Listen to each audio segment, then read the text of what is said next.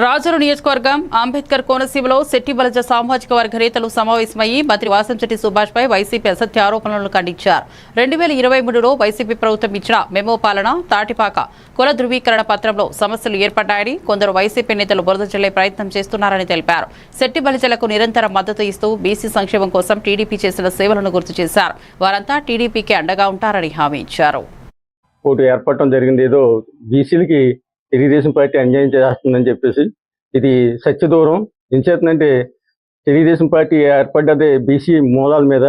మీకు ఉదాహరణకి మన పార్లమెంట్లో కేంద్ర మంత్రులుగా ఇద్దరు బీసీలని తెలుగుదేశం పార్టీ అవకాశం ఇచ్చింది. ఒకటి ఎర్రనాయుడు గారికి, అలాగే రెండు సి వేణుగోపాలాచారి అని చెప్పేసి తెలంగాణ నాయకుడికి. అలాగే తెలుగుదేశం పార్టీ సిద్ధాంతకర్త కూడా బీసీఏ. ఆయన ఎన్నికల రామకృష్ణ గారి నాయకత్వంలో ఆయన ఆలోచన విధానంతో పార్టీ నడిచింది. అలాగే శెట్టి బలిజీకి తెలుగుదేశం పార్టీ చాలా ప్రాధాన్యత ఇచ్చింది. అందుకే రాజుల మండలంలో ఎప్పుడు కూడా తెలుగుదేశం పార్టీకి శెట్టి బలిజీ కమ్యూనిటీ అంతా కూడా అండగా ఉండి అత్యధిక మెజార్టీ రావడానికి కూడా కారణం అవుతుంది. పార్టీ గెలుపు లేనప్పుడు కూడా రాజుల మండలం వచ్చేటప్పటికి శెట్టి బలిజీ కమ్యూనిటీ అంతా కూడా తెలుగుదేశం పార్టీకి అండగా నిలబడుతుంది. మరి అది 2019 కావచ్చు, 2024 కావచ్చు, మీకు అందరికీ తెలిసిన విషయమే. మరి అటువంటి తెలుగుదేశం పార్టీ బీసీలకి ఏదో అన్యాయం జరుగుతుందని చెప్పి జీవో ఏదో ఇచ్చిందని చెప్పేసి అంటాం సమంజసం కాదు.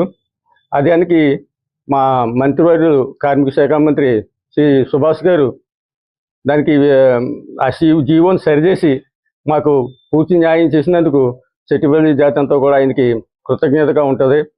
మరి ఇంకా రాజు నియోజకవర్గంలో ఈవేళ బీసీ ఆధిపత్యం నడుతుంది. చెప్పాలంటేనే బాగా గొప్ప అనుకుంటాం. మేము ఎప్పటి నుంచి అనుకునేవాళ్ళం, 1983 నుంచి కూడా బీసీలకి మనకు సముచిత స్థానం ఎప్పుడు కలుగుతుంది అని చెప్పేసి. ఈవేళ చెప్పుకోవాలంటే అన్ని సామాజిక వర్గాల కంటే కూడా శెట్టి బలిజీ సామాజిక వర్గానికి తెలుగుదేశం పార్టీ చాలా ప్రాధాన్యత ఇచ్చి గౌరవిస్తుంది.